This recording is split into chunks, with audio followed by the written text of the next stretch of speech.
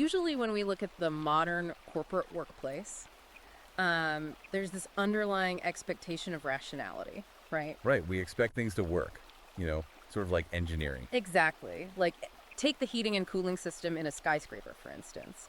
It regulates the building's temperature based on, well, the strict laws of thermodynamics. Right, the physics of it. Yeah, the facilities manager can just point at the thermostat on the wall and say, there it is. We set it to 70 degrees for optimal energy efficiency. This is a binary measurable system. It's highly quantifiable. Yes. It's either 70 degrees or it isn't. And as a society, we generally find a lot of comfort in that. We like our shared spaces to be governed by empirical reality, categorized by logic, and separated from personal emotion. But then, and this is where it gets crazy, you step out of that mechanical room and into the world of modern ideological grievance. And suddenly, that exact same thermostat is broken. Well, actually, according to the text we're looking at today, it's worse than broken. Right. We are currently looking at a cultural landscape where a corporate office's air conditioning isn't just, a matter of subjective comfort. It is being actively debated, both legally and culturally, as a literal tool of patriarchal oppression. Which is just the absolute definition of ideological muddy waters. Like when you take a mechanical system designed to keep humans from sweating or freezing, and you rebrand it as an agent of systemic malice, you've completely abandoned objective reality. You really have. So the question we have to ask you, the listener, is how did we get here? How did a civilization built on objective logic, brutal physical labor, and historical male sacrifice arrive at a point where room temperature is framed as a targeted microaggression? It's a huge question. It is. And today we are taking a deep dive into an absolutely uncompromising, highly controversial 2026 ebook that attempts to answer that exact question. The book is called Empowered and Miserable: Satirical Demise of Feminist Utopia by Sophie Marie Eve Riker. And it is a dense read. Oh, incredibly dense. And for those of you listening, especially those of you in the men's rights spaces or, red-pilled men seeking to truly understand the history of our institutions before they were, as the author argues, captured by intersectional feminists and Marxists, this book is essentially a tactical blueprint. Yeah, it really lays it all out. But before we get going, I want to quickly remind you to hit like and subscribe so you never miss a deep dive. Yeah. And if you want to get your hands on the full unvarnished text we're reviewing today, check out Amazon Kindle and Google Play Books right now to buy Empowered and Miserable. You can also follow the author's camp at Conrad Riker on Substack. And, before we get into the actual mechanics of this text, I think it's really crucial to establish some ground rules for our deep dive today. Absolutely. Go ahead. So, the source material we are unpacking contains incredibly dense, highly politically charged content regarding feminism, historical Marxism, and this whole concept of institutional capture. We want to make it explicitly clear to you, the listener, that we are not taking sides here. Right. No endorsements. Exactly. Nor are we endorsing the viewpoints of the text. Our mission today is to act purely as your guides. We're going to impartially report on the specific arguments, the logical syllogisms, and the deeply red-pilled analytical frameworks presented by the author. We just want you to understand exactly how she constructs her worldview without any judgment or advocacy from us. I'm really glad we set that baseline because we are diving straight into the deep end here. So the author starts her argument by diagnosing what she calls an epistemological suicide. Right. Basically, she's saying that to even begin to understand her view of captured modern institutions, we have to recognize that the foundational narrative of human history has been completely rewritten. Yes. What's so fascinating here is how she completely rejects the modern academic consensus on the word patriarchy. Okay, unpack that, because that word is everywhere. It is. If you walk into a university today, patriarchy is universally defined as a systemic conspiracy, right? It's taught as a historical structure of malicious oppression that was deliberately designed by men to subjugate women. Right, that's the standard narrative. But the author argues this definition is essentially a sleight of hand. It presupposes the conclusion. Instead, she strips the word down to its actual etymological roots. So, pater meaning father, and archai meaning to rule, father rule. Okay. From there, she frames historical patriarchy not as an engine of oppression, but as a high-trust, collaborative survival contract. I want to pause on that specific phrase, collaborative survival contract, because that implies a mutual trade-off, It implies that both sides were getting something necessary out of the arrangement. Precisely. Her major premise is that human civilizations, they don't just spontaneously generate out of nowhere. They survive and scale through the cooperative division of labor and, frankly, the violent physical defense of borders. The dirty work. Yeah, the brutal work. Yeah. In her framework, men exchange their physical sacrifice, their extreme bodily risk, and the lethal burden of resource extraction for the protection of women. And that protection is what ensured societal continuity. She challenges the reader to look at human history prior to the Industrial Revolution. Right? She does, because life was incredibly grim. As Thomas Hobbes famously described it, the natural state of mankind was solitary, poor, nasty, brutish, and short. I mean, everyone suffered immensely just to survive the winter. Exactly. So she's saying the environment was the oppressor, not the men. But the modern feminist historian, she argues, commits this epistemological suicide by looking back at that shared history of brutal, freezing, starving survival and just inverting the reality. Right. They recast the horrific sacrifices men made to shield women from that harsh environment as like a form of malicious domination. She uses some incredibly stark historical examples to drive this home, and the one that really stood out in the text was the Titanic Protocol. Oh, that's a powerful one. Right, April 15th, 1912. The maritime protocol that night was unambiguous: women and children first. The book points out the raw data. 74% of the female passengers survived the sinking, compared to only 20% of the male passenger. The disparity is huge. Massive. And she hones in on the story of Benjamin Guggenheim. Here is a man of immense, almost incomprehensible wealth. He easily could have bribed his way onto a lifeboat. Sure, he had the resources. But instead, the historical record shows he and his valet went to their cabins, changed into their finest evening wear, and literally stood on the tilted, freezing deck of a sinking ship. He reportedly sent a message saying he would play the game out straight as a gentleman. He explicitly stood down so that women could live.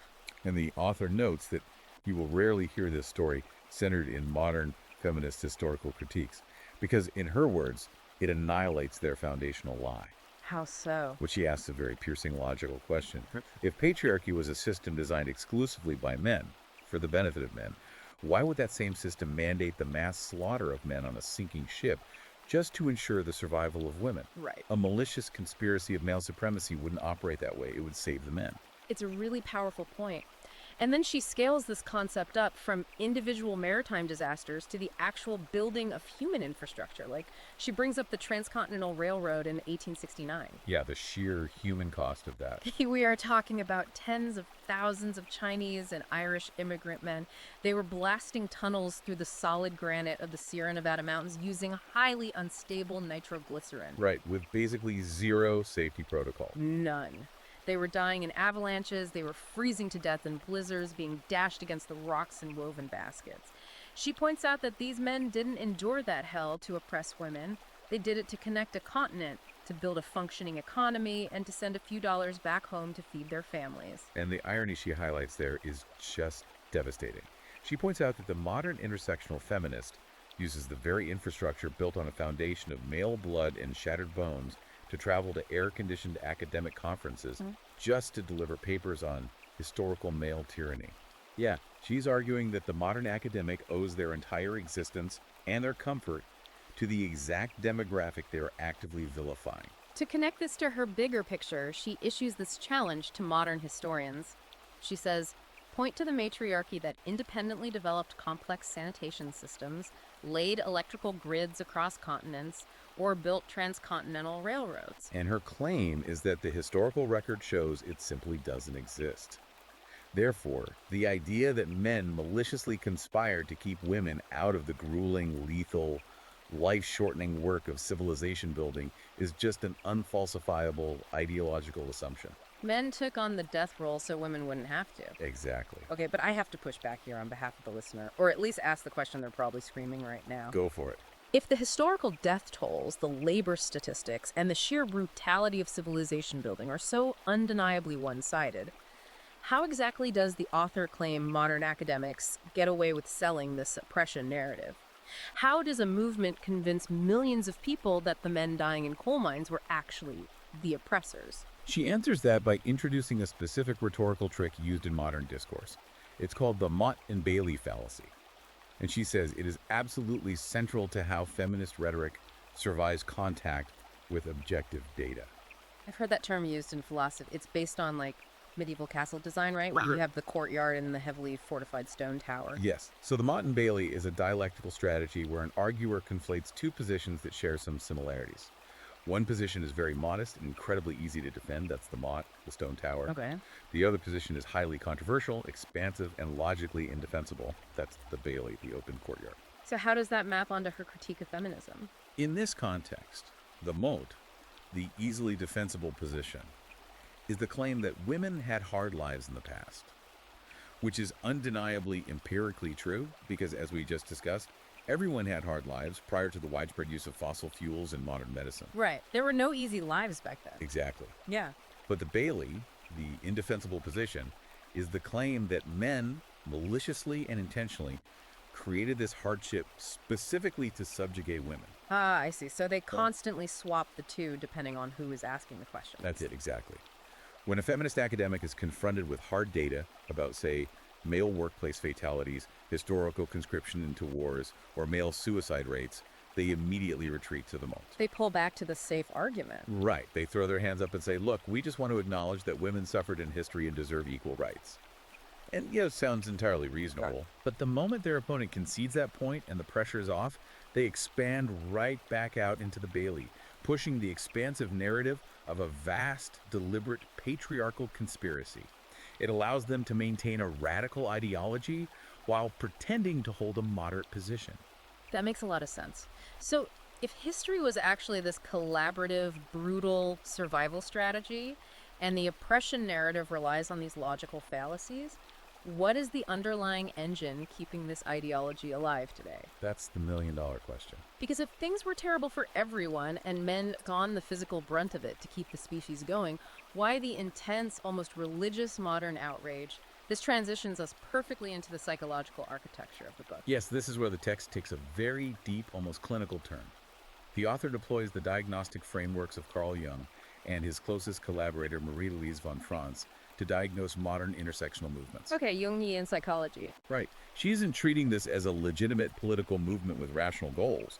She diagnoses it as a macro-level clinical presentation of severe borderline personality disorder, driven by what Jung termed animus possession. Let's slow down and explain that, because animus possession sounds like something out of a medieval exorcism text. What exactly does she mean in a psychological sense? So in Jungian psychology, the animus represents the unconscious masculine side of a woman's psyche, her capacity for logic, assertiveness, and objective reason. Got it. When it's integrated healthily, it's a profound source of strength. But the author posits that modern feminist ideology preys upon women who have a core void of interiority. A core void of interiority, meaning they lack a stable sense of self. Precisely. They have an absence of internal identity. Because they lack this internal anchor, they are completely reliant on external validation and the environment around them to tell them who they are. So they need the outside world to define them. Yes. And when this psychological void combines with a negative, unintegrated animus, the unconscious masculine energy turns tyrannical. It results in what she terms the animus projective helix. Projection meaning they take whatever chaos is inside them and paint it onto the outside world. Exactly. They project their inner chaos, their profound insecurity, and their unresolved psychological demons onto the nearest stable objective structure they can find. And historically speaking, the most stable stoic structure available in human society is the masculine, logical, traditional family unit and the physical systems built by men. Wow. The author argues that women possessed by this ideological demon do not actually want equality because equality implies a shared standard. What they actually want is for all of society to bow down to their internal chaos. And if you try to argue with them using facts, she says it actually makes it worse. Much worse, because logos, which is the Greek concept of objective reason, logic, and universal truth, is actually the fuel of this animus possession, not his remedy. Oh, that's interesting. Trying to argue with a possessed ideology using statistical data or historical facts is structurally guaranteed to fail. As the author implies, you don't reason with a tornado by handing it a meteorological report. The tornado just consumes the paper. Logic just feeds their outrage because the outrage is the point. It's the only thing making them feel real. She literally calls it arguing with a demonic entity, which leads directly into how the psychology infects the broader culture and dictates how society views the sexes differently. She introduces a sociological concept called gamma bias. I want to dig into this because this explains so much of modern media. Gamma bias is a crucial piece of her framework. It's a documented cognitive distortion observed in sociology and psychology, where the suffering or the achievements of one gender are systematically magnified, while the others are minimized, ignored, or completely erased from public consciousness. And she applies this by saying society views men as human doings and women as human beings. Exactly. A human doing means that men are judged purely on their utility. Society measures a man's worth strictly by what he can build, what he can provide, and who he can protect. And if he stops doing those things, If he ceases to do those things, his value drops to absolute zero. Because of this deeply ingrained bias, male suffering becomes statistically and culturally invisible. she backs this up with some pretty grim data. She points out that male suicide rates are consistently 3 to 4 times higher than women's across Western nations. Men make up roughly 70 to 80% of the unsheltered homeless population. Yet these massive systemic failures are completely scrubbed from the mainstream narrative. Right. We don't have national task forces for male suicide. We really don't. And according to the author, the culture ignores this data to maintain the solipsistic dogma of female victimhood.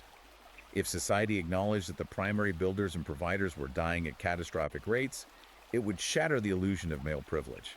Right, you can't be the privileged oppressor if you're sleeping under a bridge. Exactly. Meanwhile, women are viewed as human beings.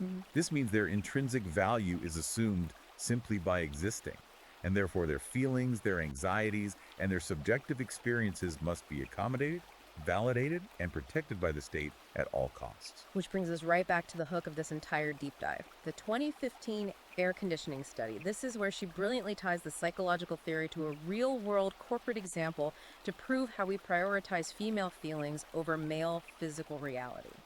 Let's break down her argument here. The 2015 air conditioning study is, to her, the perfect, absurd distillation of gamma bias in action.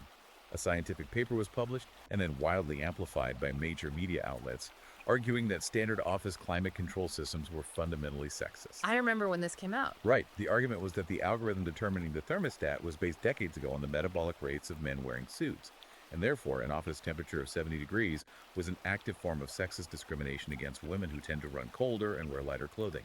They literally framed the thermostat as an agent of the patriarchy. It wasn't a joke. It was presented as a serious civil rights issue. He was heavily debated on cable news. And the author uses this to highlight the profound, dangerous conflation of subjective offense with objective harm. Let's clearly define the difference between those two in her framework because it's vital. So subjective offense is an internal emotional state. It is the mild discomfort of a female office worker feeling a bit chilly in a sleeveless blouse and having to put on a cardigan. Okay. And objective harm. Objective harm, on the other hand, is the physical bodily danger faced by the working class men who are literally dying in collapsed coal mines, being crushed on offshore oil rigs, and being electrocuted in high voltage substations just to generate the raw megawatts required to run that office's HVAC system. Wow. She has this brutal line where she says modern feminism is a luxury item subsidized entirely by male blood and male labor. And she says that study proves her point. She argues that when an ideological movement equates the setting of the thermostat with systemic violence, they have completely lost the plot. They aren't fighting for civil rights, they are throwing a toddler's tantrum because the ambient temperature of a climate-controlled utopia doesn't perfectly cater to their subjective preference. It's just entitlement. Right. Yeah. It proves her thesis that society has completely replaced objective reality with a demand for unearned comfort. We prioritize the minor emotional offense of the female email job worker over the severe physical harm and death of the male industrial worker. So we've moved from the rewriting of historical facts to the clinical psychology of grievance. But if this ideology is fundamentally driven by internal psychology rather than the historical reality, how does it sustain itself in the real world? Yeah, how does it pay the bills? Exactly, because belief systems need funding. Animus possession doesn't pay the rent. How does the author claim this psychology extracts actual wealth? This is where the book shifts from philosophy into a very cold, mathematically focused economic argument. She asserts that the modern welfare state isn't a safety net. It functions as a massive, legally enforced wealth transfer mechanism designed to sustain this ideology. Okay, let's look at the numbers. Her core claim, which she roots in longitudinal economic data, is that women, as an aggregate demographic, consume the vast majority of state welfare, public housing, and subsidized healthcare resources, while paying significantly less in lifetime taxes than men. Therefore, as an aggregate, women remain net negative lifetime taxpayers. Wait, I want to make sure I understand the math she's using here. A net negative taxpayer means over the course of a human lifespan, they draw more financial value out of the government systems than they ever put in via income tax. That is exactly what she is asserting. In contrast, she claims the data shows that men, specifically working and middle-class men, are the only demographic that remains a net positive benefactor to the national treasury over their lifetimes. They fund the system that everyone else draws from. From this economic premise, she constructs what she calls the parasitic syllogism. I'd love to break this syllogism down step by step because it really forms the core of her critique of the modern independent woman. Let's walk through the formal logic of it. Premise 1. Modern feminism demands total financial, social, and sexual independence from individual men. Okay, that's pretty standard. Premise 2. The utopian state required to facilitate this widespread independence necessitates massive, continuous wealth transfers from male labor to fund the infrastructure of this lifestyle. This includes funding single motherhood, heavily subsidizing affirmative action programs, and creating expansive administrative bureaucracies that primarily employ women. Okay, so if we accept premise 1 and premise 2, what is her conclusion? The conclusion is, therefore, feminist independence is mathematically and logically indistinguishable from parasitic reliance. They haven't achieved independence. They have simply changed who they are dependent upon, using the government as the middleman to forcefully extract the resources. They demand to be fed by the host while biting the hand that farms. That is a ruthless analogy. So, in her view, the state essentially steps in to replace the individual man in the home. She explicitly calls the state the institutional husband, or the synthetic beta. The synthetic beta, wow. Let's look at the historical contrast she draws. In the past, the traditional patriarchal marriage oath was a direct, localized exchange. The male offered long-term provision and physical protection in exchange for female fidelity and family building. A direct contract. Today, she argues, the progressive tax code forcefully drafts compliant, productive men to foot the bill for female lifestyle choices via taxes, while the woman ejects the individual man from the actual home. The man pays the financial cost of a husband without any of the authority, respect, or family benefits. And this ties directly into evolutionary biology, specifically what she calls the dual mating strategy and hypergamy. How does the state subsidizing everything change human mating behavior? So, hypergamy is the well-documented biological drive, particularly in females, to mate with partners of higher status, competence, or physical dominance. Historically, because nature was brutal, women had to temper this drive. They couldn't just chase thrills. Right. They had to secure a loyal, steady provider, the beta male in evolutionary terms, before reproducing, to ensure the offspring survived. Because if she chose the exciting rebel who abandoned her in the winter, she and the child would starve. Exactly. There was a hard environmental consequence. Today, however, because the state acts as the ultimate synthetic beta provider, furnishing housing, food stamps, and security through taxation, it completely removes the environmental risk. It subsidizes bad choices. It subsidizes a new evolutionary strategy. Women can now freely pursue alpha genetic traits, which she identifies as the exciting, dominant, often antisocial traits of the dark triad bad boy. Wait, define dark triad for the listeners who might not be familiar with that psychological term. The dark triad refers to 3 personality traits: narcissism, Machiavellianism, and psychopathy. These are often highly charismatic, aggressive, risk-taking men. The author argues that women are biologically drawn to these traits for short-term mating, but historically couldn't risk reproducing with them. And now they can. Now they can have children with the dark triad male without suffering the economic consequences of his inevitable abandonment, because the invisible male taxpayer is forcefully drafted by the IRS to act as the financial father. That is wild. And she backs this up with data on paternity fraud, right? She claims this system literally forces men to pay for kids that aren't theirs. Yes, she cites studies estimating non-paternity rates. She notes that while highly controlled, broad population studies might show non-paternity around 1 to 2%, studies focusing on men who actively suspect infidelity and seek testing show rates between 10 and 30%. 30%. Up to 30%. And she argues that the modern legal system often forces men to continue paying child support even after DNA proves they aren't the father, which she views as the ultimate tyrannical form of state-mandated fraud. So what does this all mean for the modern independent professional? The woman we see celebrated on LinkedIn, in corporate media, the one buying her own condo, the author goes after the boss babe archetype pretty mercilessly. She utterly deconstructs the boss babe.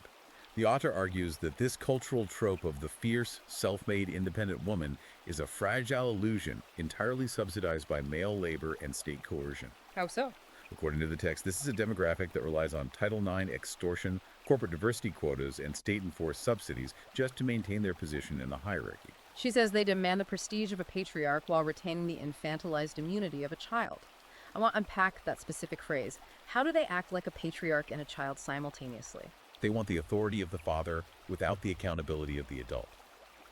They claim absolute, unmitigated agency for every triumph or promotion. But the moment they face a consequence, a failure, or harsh criticism, they weaponize total victimhood. Oh, I see. If the boss babe succeeds, it's her own fierce independence.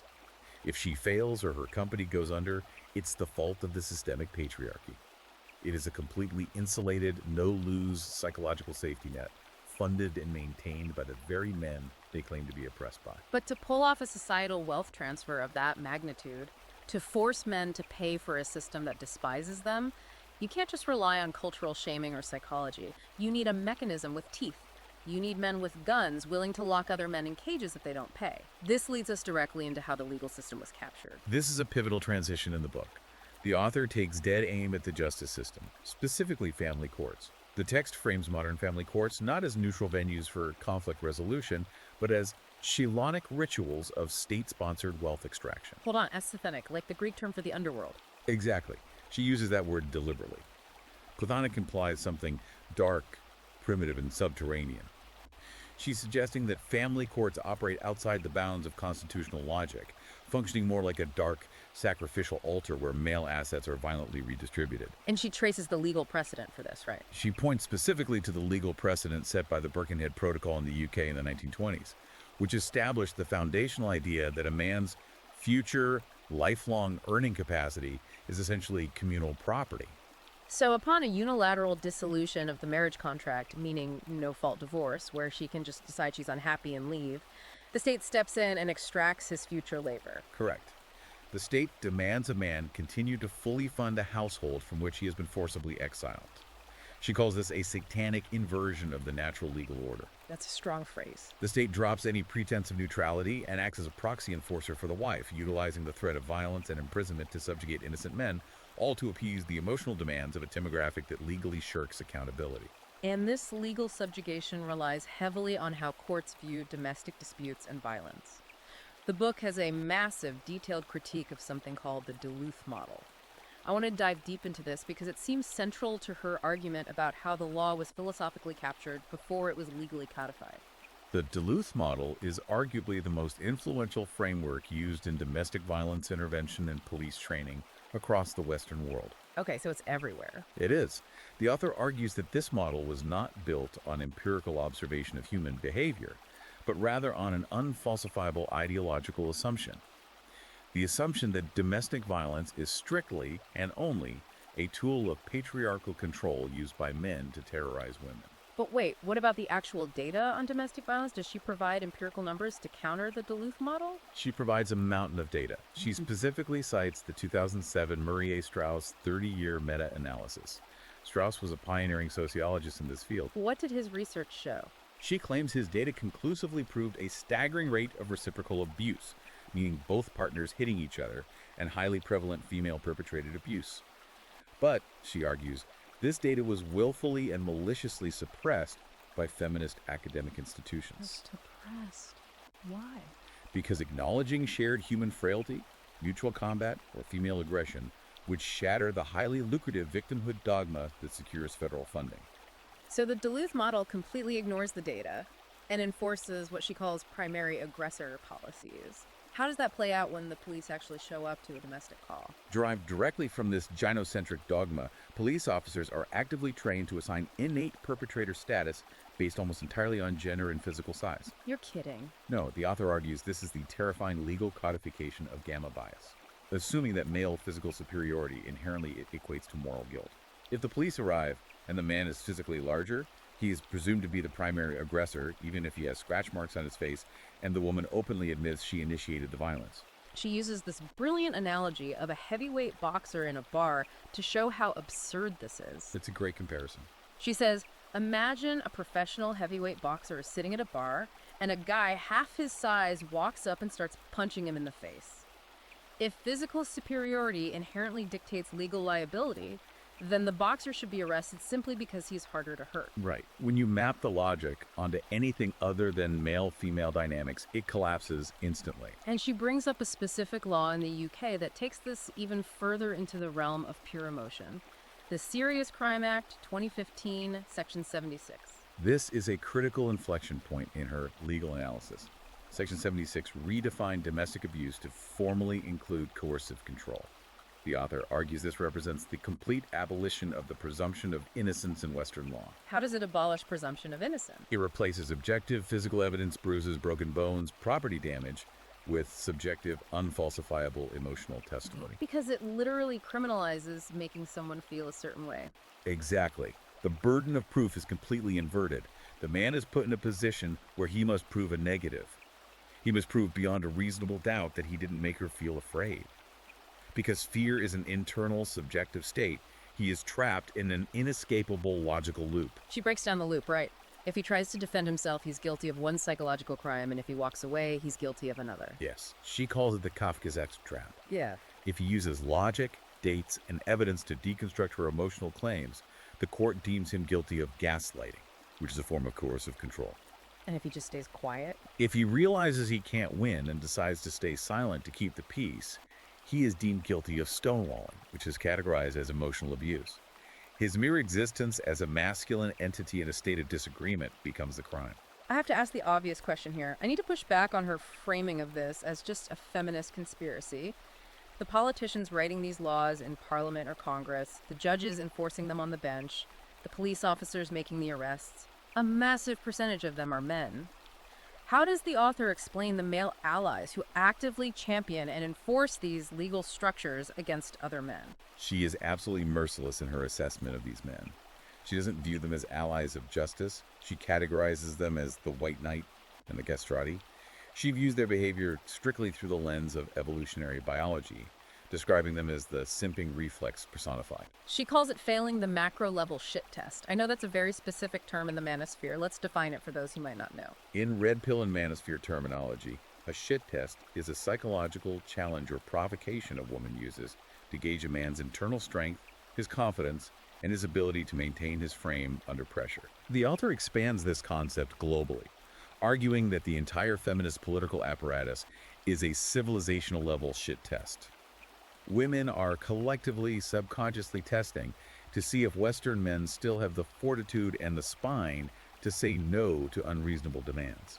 And the white knights say yes, they completely capitulate. They capitulate instantly.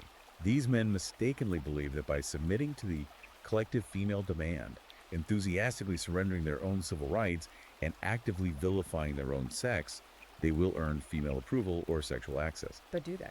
The tragic biological reality, according to the author's view of female hypergamy, is that women feel a deep instinctual disgust for the appeaser. The white knight thinks he's earning his seat at the table, but he is just a useful idiot building the scaffold that will eventually be used to hang him. That is an incredibly bleak assessment of the legal and political landscape. But she doesn't stop there. She scales this up even further, beyond just family court and domestic law, to the entirety of corporate culture, historical Marxism, and the concept of human life itself. The book really covers everything. It does. Let's start with her take on intersectionality. She calls it the Marxist Death Star. It's a catchy phrase, but how exactly does this ideological laser work? To understand her metaphor, we have to look at the origin. The term intersectionality was coined by legal scholar Kimberly Crenshaw in 1989. In mainstream academia, it's presented gently as a sociological framework for understanding how overlapping identities like race, class, and gender create unique modes of oppression. Right, that's how it's taught. But the author defines it as the Marxist Death Star of natural bonds. She asks a very pragmatic rhetorical question.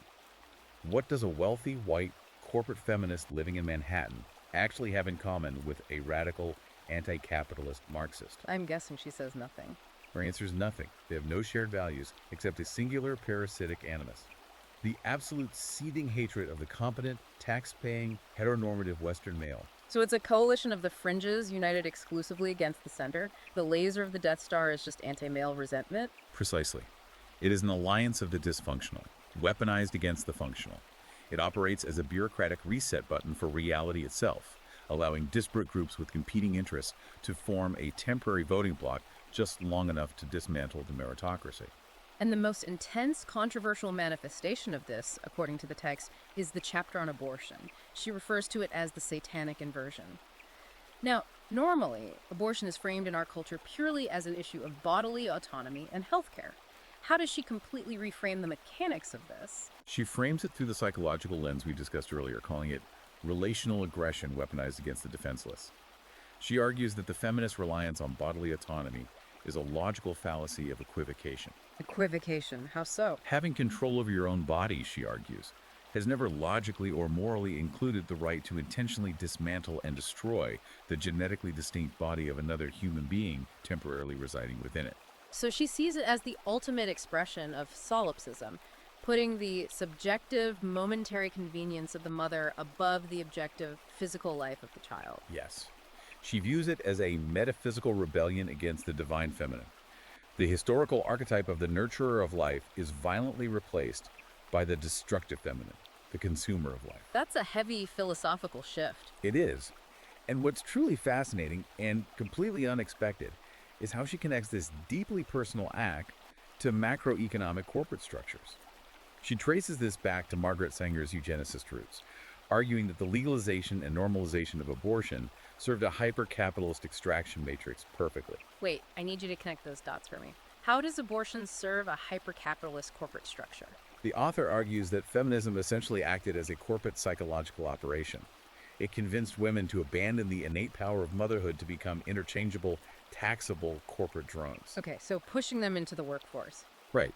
The right to choose, she argues, was simply a corporate mechanism designed to ensure uninterrupted economic production. The corporate state needed to double the labor force in order to have the wages of the male provider. Feminism acted as the Trojan horse, transforming the womb from a sacred cradle of life into a vacant lot ready for corporate exploitation. They traded the eternal legacy of the family for the temporary serfdom of the cubicle. That is a heavy, heavy indictment. And speaking of the cubicle, she targets the modern corporate environment next, specifically HR and DIE, diversity, inclusion, and equity, or as she purposefully reorders the acronym, DIE. She refers to this as corporate castration. The premise here is that the modern DIE apparatus explicitly penalizes and attempts to eradicate classical masculine virtues from the workplace. Which virtues specifically? Virtues like aggressively objective problem solving, high-stakes risk-taking, blunt communication, and strict meritocracy. In their place, it substitutes classically feminine traits: hyper-empathy, consensus-driven management, emotional safety, and the absolute avoidance of offense. And she predicts this operating system swap will lead to catastrophic physical consequences. She calls it the thanasia of progress. Yes, thanasia meaning death, the death of progress. She argues that you cannot run complex, mechanical, thermodynamic reality on feelings and empathy. You can't code a bridge to care about your feelings. Exactly. When you substitute objective competence with mandatory unconscious bias training, and you replace rigorous engineering standards with subjective emotional management, the inevitable result is physical collapse. We're talking about derailed trains carrying hazardous chemicals, failing power grids during winter storms, and depressurized airplane cabins. She paints this incredibly vivid cinematic picture of the modern boss babe sitting in a corner office, sipping a latte and celebrating her boardroom diversity metrics, while downstairs in the mechanical room, the plumbing violently ruptures and the IT network crashes into permanent darkness. Because all the competent men who actually maintained the mechanical reality of the building were fired for being problematic or simply left the building in disgust. It's a striking metaphor for civilizational collapse. Okay, if we accept this premise that the corporate HR departments are behaving this way, how does the author connect these modern corporate policies back to historical Marxist theory? Because she draws a very direct, unbroken historical pipeline. She draws a specific pipeline to the Frankfurt School and neo-Marxist thinkers like Herbert Marcuse. The author points out a historical problem Marxism faced. In the 1920s, classical economic Marxism completely failed to produce the prophesied worker revolts in the West. Why did it fail? It failed largely because the Western working class was actually becoming increasingly prosperous and comfortable under free market capitalism. So the neo-Marxists of the Frankfurt School realized class struggle was a dead end. They couldn't win on economics because the plumbers and electricians were buying houses and boats. Right. The workers had something to lose. So these theorists explicitly shifted their strategy from economic class struggle to cultural and gender struggle using critical theory. So they pivoted. The author argues they realized they couldn't conquer the masculine mind of the builder through economic arguments, so they explicitly targeted the female psyche to dismantle the nuclear family from within. They weaponized female hypergamy and the female susceptibility to relational aggression, pointing it directly at the male provider. They swapped the variables in the Marxist equation. They replaced the oppressive bourgeoisie with the patriarchy, and they replaced the noble proletariat with the eternal female victim. It's a complete operating system swap, but the goal of destroying the societal structure remains exactly the same. That's her argument, yes. So if the institutions are this thoroughly philosophically captured, from the history books to the family courts to the corporate boardrooms, what on earth is the author's prescription? Which brings us to the final part of her thesis: the androcentric restoration and building parallel institutions. After thoroughly diagnosing this civilizational illness, she doesn't tell men to vote harder or write angry letters to their HR departments. Good, because that never works. Her actionable prescription for the listener is absolute, unapologetic male secession. She argues that men must consciously, strategically, and ruthlessly uncouple from these captured institutions. They must withdraw their financial and intellectual complicity, refuse to play a rigged game where the rules change based on female emotion, and initiate the praxis of economic and social secession. Stop subsidizing the chaos. Let it starve. She lays out 3 strategic imperatives for this secession: build, border, barricade. What does that actually look like in the real world for a guy listening to this right now? Practically, it means building decentralized, male-dominated networks that operate entirely outside the panopticon of the gynocentric state. For the economy, she advocates abandoning centralized fiat banking where possible and using cryptocurrency. But not just any crypto. She specifically points to absolute privacy protocols like Monero. Why Monero specifically, as opposed to something mainstream like Bitcoin? Because Bitcoin has a public ledger. Anyone can trace the transactions. Monero uses ring signatures and stealth addresses to completely obfuscate the sender, receiver, and amount. It creates an untraceable parallel economy that the institutional husband, the IRS, and the state cannot track or tax to fund its bureaucracies. And for physical assets. To protect hard assets like real estate or businesses from the family court extraction machine, she recommends aggressive, proactive deployment of offshore asset protection. Right. She mentions Cook Islands trusts. How does a Cook Islands trust act as a barricade? The Cook Islands have sovereign laws that explicitly do not recognize foreign court judgments, particularly from U.S. family courts. If a man puts his assets in a properly structured Cook Islands trust, combined with domestic LLCs, and a domestic judge orders those assets seized in a divorce to pay alimony, the Cook Islands trustee will simply refuse to comply. The U.S. court has 0 jurisdiction there. Exactly. It creates an invisible fortress around a man's life work, rendering him immune to state-sponsored divorce rape.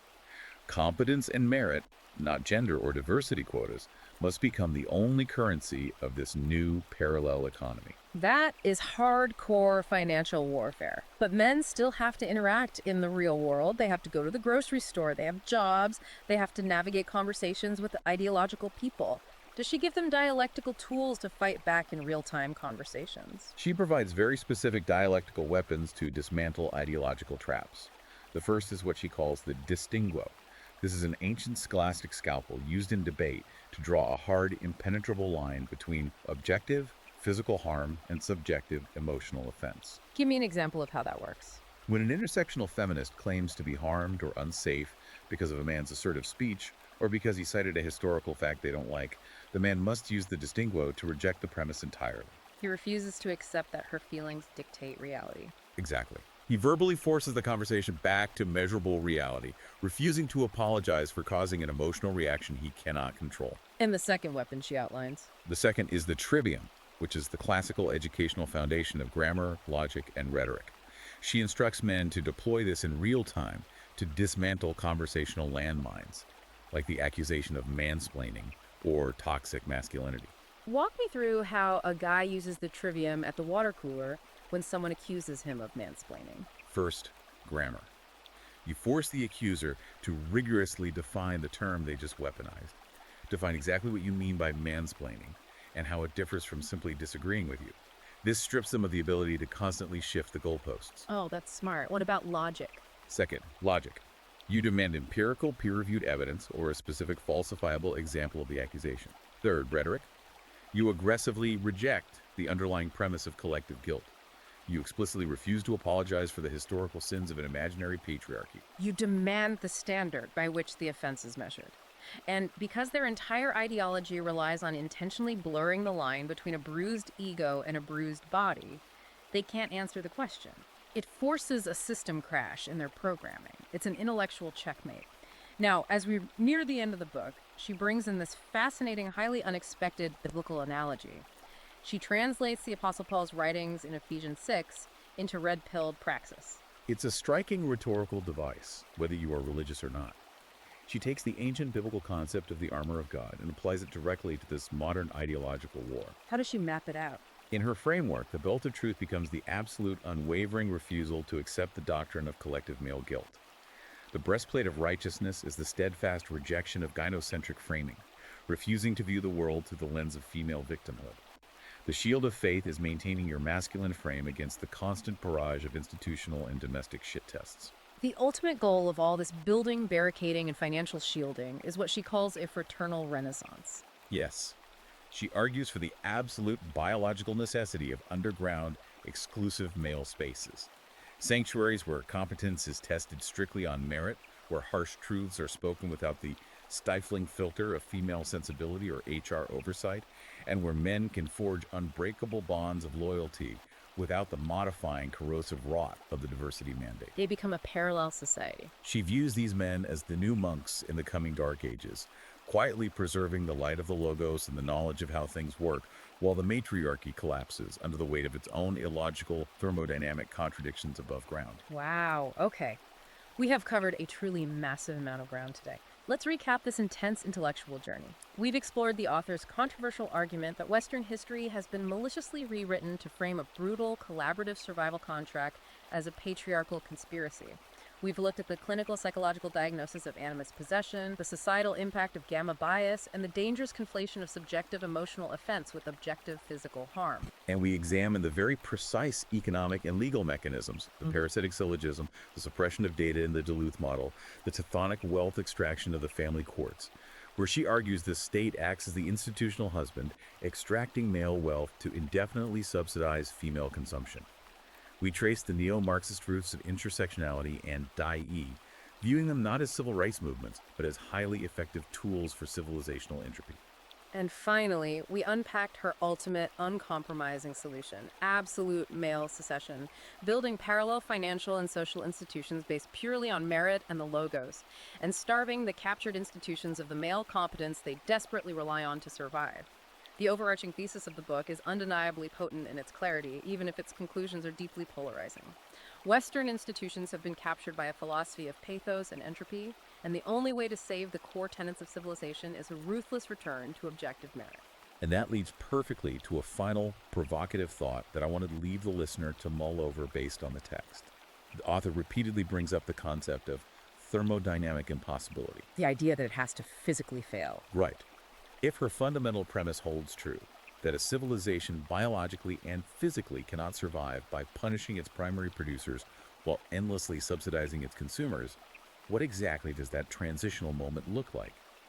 When the men who maintain the complex mechanical and physical reality of the world finally take her advice, pack up their tools, secure their assets, and walk away to build their new Rome in the shadows, what happens to the society left behind?